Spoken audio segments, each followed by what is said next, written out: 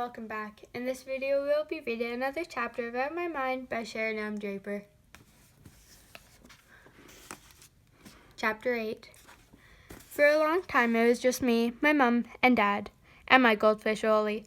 I was 5 years old when I got him, and I had him for almost 2 years before he died. I guess that's old for a goldfish. Nobody knew Ollie's name but me, but that's it. Ollie had been a prize from a carnival Dad had taken me to. I think Ollie's life was worse than mine.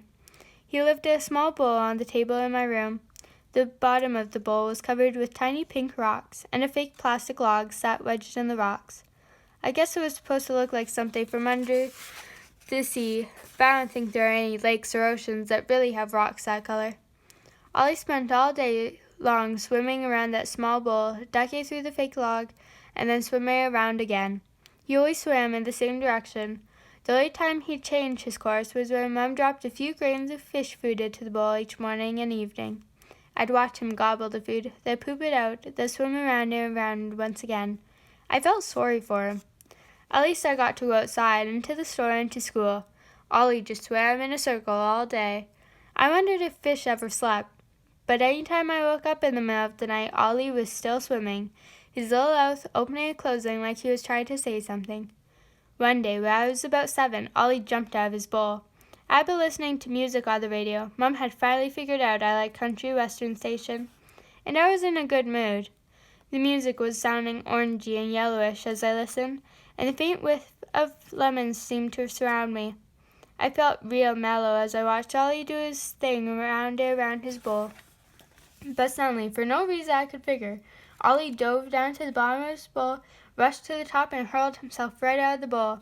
He landed on the table. He gasped and flopped, and I'm sure he was surprised he couldn't breathe. His eyes bulged, and the gills on his side pulsed with effort. I didn't know what to do. He'd die without water, really fast. So I screamed. Mom was downstairs, or maybe outside getting the mail, but she didn't come right away. I screamed again, louder. I cried out, I yelled, I screeched. Ollie continued to flop and gasp, looking more desperate. Ollie needed water. I howled once more, but Mom didn't come running. Where could she be? I knew I had to do something, so I reached over to the table and stretched out my arm. I could just barely touch Ollie's bowl. I figured if I could get the fish wet, at least a little bit, I might be able to save him. I hooked my fingers on the edge of the fish bowl and I pulled. Water splashed everywhere, all over the table, the carpet, me, and Ollie. He seemed to flop a little less for a second or two, and I kept wailing. Finally, I heard my mother thundering up the stairs. When she came through the door, she took one look at the mess and the dying goldfish and said, "Melody, what have you done? Why did you knock over the fishbowl? Don't you know a fish can't live without water?" Of course I knew that. I'm not stupid. Why did she think I'd been screeching and calling for her? She scurried over to the mess, scooped up Ollie, and gently placed him back in the bowl. Then she ran to the bathroom and I heard her running water, but I knew it was too late. Either because of the time of the bowl or because the bathroom water was at the right temperature, Ollie didn't survive. Mom came back in and scolded me once more.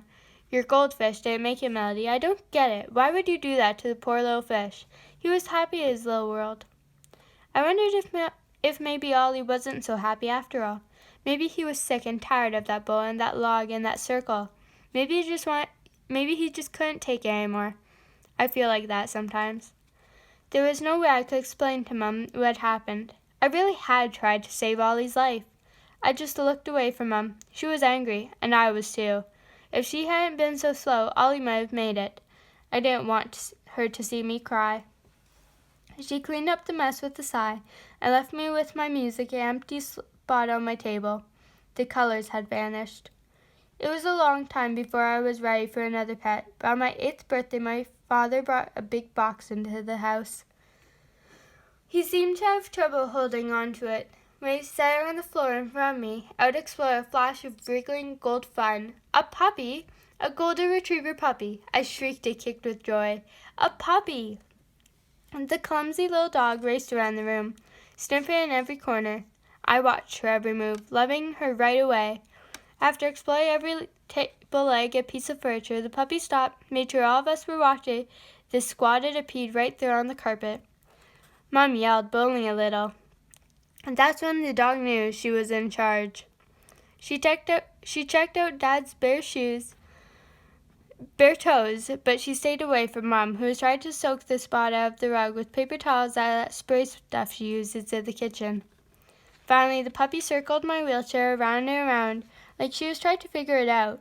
She sniffed it, sniffed my legs and feet, looked at me for a minute, then jumped right up onto my lap like she'd done it 1,000,000 times. I barely breathed, not wanting to disturb her. Then wow, she turned around 3 times and made herself comfortable. I think she made a noise like a sigh of satisfaction. I know I did. I stroked her soft back and head as gently as I could. I was the one who named her. Mom and Dad kept suggesting dumb names like Fuzzy and Coffee, but I knew as soon as I saw her what her name should be. I pointed to the bowl on the table, which held my most favorite candies, Butterscotch caramel. They're soft enough to melt in my mouth that I don't have to chew, and oh, are they delicious. You want to call her Candy? Dad asked. I shook my head no gently so the sleepy puppy wouldn't wake up. Caramel? Mom asked. I shook my head once more. Why don't we call her Stinky? Dad suggested with a grin. Mom and I just glared at him. I continued to point to the candy dish. Finally, Mom said, I know, you want to call her Butterscotch? I wanted to shriek, but I forced myself to stay calm. I tried real hard not to do anything that would knock the puppy off my lap. I said softly as I continued to stroke the dog's silky fur. I didn't know that anything could be so soft, and she was all mine. It was the best birthday I ever had. Butterscotch sleeps at the foot of my bed every night. It's like she read the book on what a great dog ought to do. Bark only when a stranger is at the door. Never pee or poop at the house. She got over that puppy stuff. And keep Melody happy. Butterscotch doesn't care that I can't talk to her. She knows I love her. She just gets it. One day, a few months after I got her, I fell out of my wheelchair. It happens. Mom had given me lunch, taken me to the toilet, and wheeled me back into my room. Butterscotch trotted behind, never in the way, just close by me all the time. Mom popped in a DVD for me and made sure my hands were properly positioned so I could rewind and fast forward the film. She didn't notice my seatbelt wasn't fastened, and neither did I. She traveled up and down the stairs doing several loads of laundry. I'm awfully messy, and I guess she had started fixing dinner. The rich aroma of simmering tomato sauce floated up the stairs. Mom knows I love spaghetti. She peeked her head in to check on me and said, I'm going to lay down for a couple of minutes, Melody. Are you okay for a few? I nodded, pointing my arm toward the door to tell her to go ahead. My movie was getting good anyway. Butterscotch sat curled next to my chair. She'd outgrown my lap. So Mom blew me a kiss and closed the door. I was watching something I'd seen 1,000,000 times, The Wizard of Oz. I think most people in the world can quote sections of that movie. No extra brains required. Because it's one of the movies that gets played over and over again on cable channels. But I know every single word in it. I know what Dorothy will say before she even opens her mouth. I don't think we're in Kansas anymore, Toto. It makes me smile. I've never been to Kansas or Oz, or anywhere more than a few miles away from home. Even though I knew it was coming when the movie got to the part where the Tin Man does that stiff little dance to the music of If I Only Had a Heart, I cracked up. I laughed so hard I jerked forward in my chair and found myself face down on the floor. Butterscotch jumped up immediately, sniffing me and making sure I wasn't hurt. I was fine, but I couldn't get back up in my chair. Worse, I was going to miss the part where Cowardly Lion gets smacked on the nose by Dorothy. I wondered how long Mom's nap would last. I didn't scream like that time Ollie had jumped out of the bowl. I was upset, just a little uncomfortable. I tried to flip over, but I couldn't from the position I had landed in. If I could have seen the television from where I had fallen, I might have been okay on the floor for a little while. Butterscotch makes a great pillow. But Butterscotch went to the closed door and scratched. I could hear her claws ripping at the wood. Dad wouldn't be happy when he saw that. But Mom didn't come, so Butterscotch barked. First a couple of tentative yips, then louder and more urgent. Finally she jumped up and threw her whole body against the door, making loud thuds. She barked, then thud. Bark, then thud. Mom couldn't ignore all that racket. I'm sure it was only a few minutes, but it seemed like longer. Mom came to the door looking groggy. Her hair was all messed up. What's going on in here? She began. Then she saw me. Oh, Melody, baby, are you okay? She ran to me. sat down on the floor and lifted me onto her lap. She checked everything, my arms, my legs, my back, my face, my scalp, even my tongue. I wanted to tell her I was fine. All she needed to do was put me back in my chair, but she had to do the mom thing and double check. "Butterscotch, you're a good girl," she said as she petted the dog and hugged me tight. "Doubles on the dog food tonight."